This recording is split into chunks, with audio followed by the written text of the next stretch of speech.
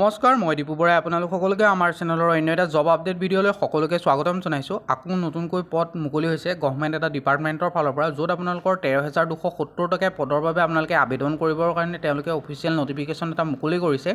যিকেইটাৰ আবেদন আপোনালোকৰ 1 ছেপ্টেম্বৰৰ পৰা চলি আছে। এইটোৱে এটা আপোনালোক সকলোৰে বাবে এক বৃহৎ সুযোগ আৰু এই সুযোগ আপোনালোকে নেহেৰুৱাব। ইয়াত ল'ৰা ছোৱালী সকলোৱে পদকেইটাৰ বাবে আপোনালোকে আবেদন কৰিব পাৰিব। ইয়াত গোটেইখিনি কথা মই আজি আপোনালোকক এই ভিডিঅ'টোতে কণ্টিনিউ আপোনালোকে চাই থাকিলে গম পাব। গোটেইখিনি মই এই ভিডিঅ'টোতে কমপ্লিট কৰিম। আপোনালোকে আমাৰ যদিহে চেনেলত প্ৰথমবাৰলৈ আহিছে তেনেহ'লে আপোনালোকে আমাৰ চেনেলটো ছাবস্ক্ৰাইব কৰি ৰাখিব, যাতে এনেকুৱা ধৰণৰ আপডেট ভিডিঅ'সমূহ অতি সহজতে পাই থাকে।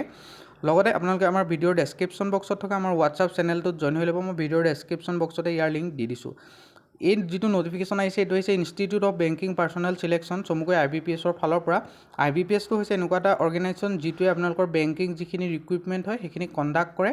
আৰু ইয়াত আপোনালোকৰ প্ৰথম যিটো আপোনালোকৰ টোটেল ভেকেঞ্চি আছে আপোনালোকৰ 13,217টা অফিচ কলাৰৰ কাৰণে, আৰু প্ৰথম যিটো ভেকেঞ্চি আছে অফিচ এছিষ্টেণ্ট মাল্টিপাৰ্পাছৰ কাৰণে 7,972টা ভেকেঞ্চি মুকলি হৈছে।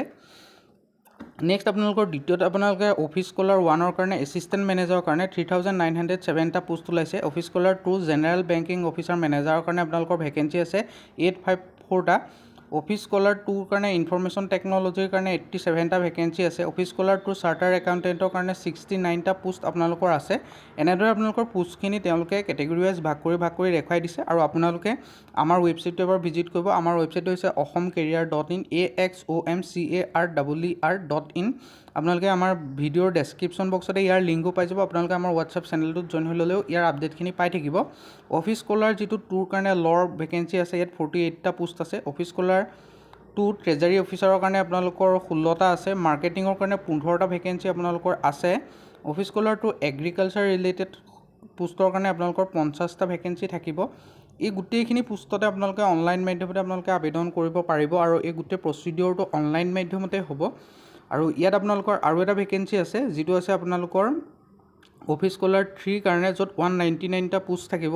আৰু এই গোটেইকেইটাৰে আপোনালোকৰ এক্সাম চেণ্টাৰ আপোনালোকৰ অসমৰ ডিব্ৰুগড়, গুৱাহাটী, যোৰহাট, শিলচৰ আৰু তেজপুৰ এইকেইটাতেই হ'ব। আৰু ইয়াতে আপোনালোকে পৰীক্ষা দিব পাৰিব, আৰু আপোনালোকে আমাৰ অসমতেই মেজৰিটি বেছি চাকৰি পোৱাৰ চান্স আছে।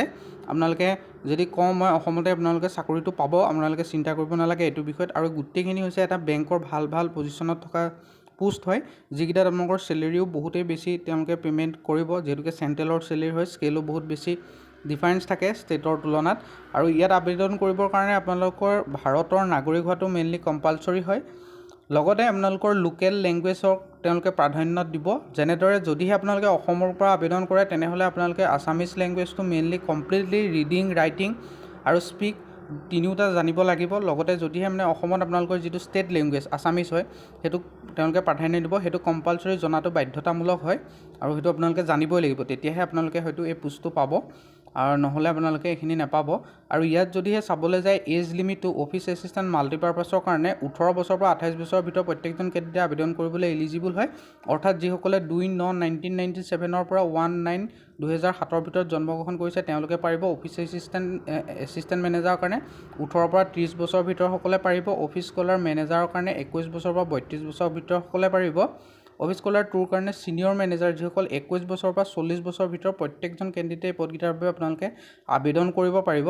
আৰু ইয়াত যিহেতুকে আপোনালোকৰ এজৰ ডেট অফ বাৰ্থৰ যিটো ৰেঞ্জ সেইটো ধৰি দিছে, সেইখিনি আপোনালোকে এবাৰ আমাৰ ৱেবছাইটটো আহি চাই ল'ব। তাতে গোটেইখিনি কথা গম পাব যে ইমানটো ডেট অফ বাৰ্থ, ইমানটো চনৰ পৰা ইমানটো চনৰ ভিতৰত জন্মগ্ৰহণ কৰা গোটেইসকলে আবেদন কৰিব পাৰিব।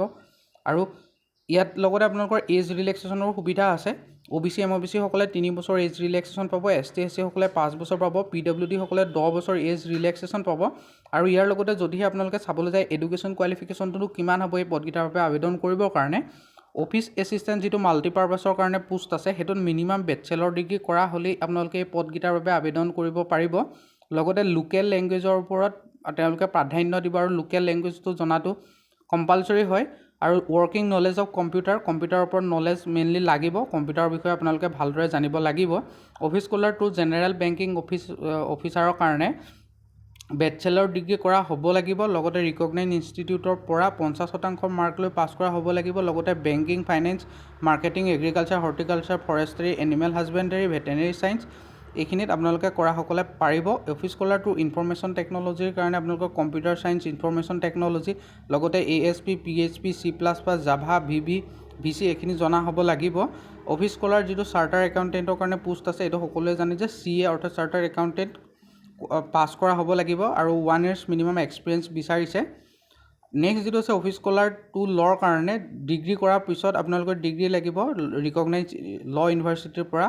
50% মাৰ্ক লৈ এগ্ৰিগেট 2 yearsৰ এক্সপিৰিয়েঞ্চ বিচাৰিছে এজ এ এডভোকেট। আৰু আপোনালোকে বেংক বা ফাইনেন্সিয়েল ইনষ্টিটিউচনত যদিহে 2 বছৰ বা তাতকৈ কম হ'লেও চলিব, যদিহে কাম কৰিছে তেনেহ'লে আপোনালোকে আবেদন কৰিব পাৰিব। আৰু যিটো মাৰ্কেটিঙৰ কাৰণে MBA কৰাসকলে পাৰিব। ট্ৰেজাৰীৰ কাৰণে চাৰ্টাৰ একাউণ্টেণ্ট অৰ MBA দুইটা কৰা হ'লে, লগত ফাইনেন্স ৰিলেটেড যদিহে আপোনালোকৰ তেনেকুৱা ভাল কোৰ্চ কৰিছে বা 1 year এক্সপিৰিয়েঞ্চ আছে তেনেহ'লে পাৰিব। এগ্ৰিকালচাৰৰ কাৰণে agriculture science, horticulture, dairy science pass কৰাসকলে পাৰিব।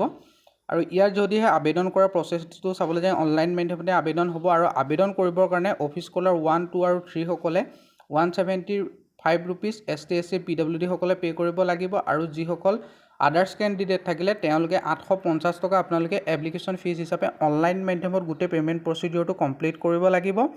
পে'মেণ্ট মোডটো অনলাইন মাধ্যমত ডেবিট কাৰ্ড, ক্ৰেডিট কাৰ্ড, ৰুপে, মাষ্টাৰ কাৰ্ডৰ থ্ৰুৱেদি UPI থ্ৰুৱেদি আপোনালোকে পে'মেণ্টটো কনফাৰ্ম কৰিব পাৰে। ষ্টাৰ্টিং ডেট এই পদকেইটাৰ বাবে আবেদন 1 ছেপ্টেম্বৰৰ পৰা আৰম্ভ হৈ গৈছে। লাষ্ট ডেট আপোনালোকৰ 21 ছেপ্টেম্বৰ পৰ্যন্ত আপোনালোকে পদকেইটাৰ বাবে আবেদন কৰি থাকিব পাৰিব। ডাউনলোড আপোনালোকৰ প্ৰিলিমিনেৰী যিটো এক্সামৰ লেটাৰ নৱেম্বৰ, ডিচেম্বৰত হোৱাৰ সম্ভাৱনা আছে, তেতিয়া আপোনালোকে পাৰিব।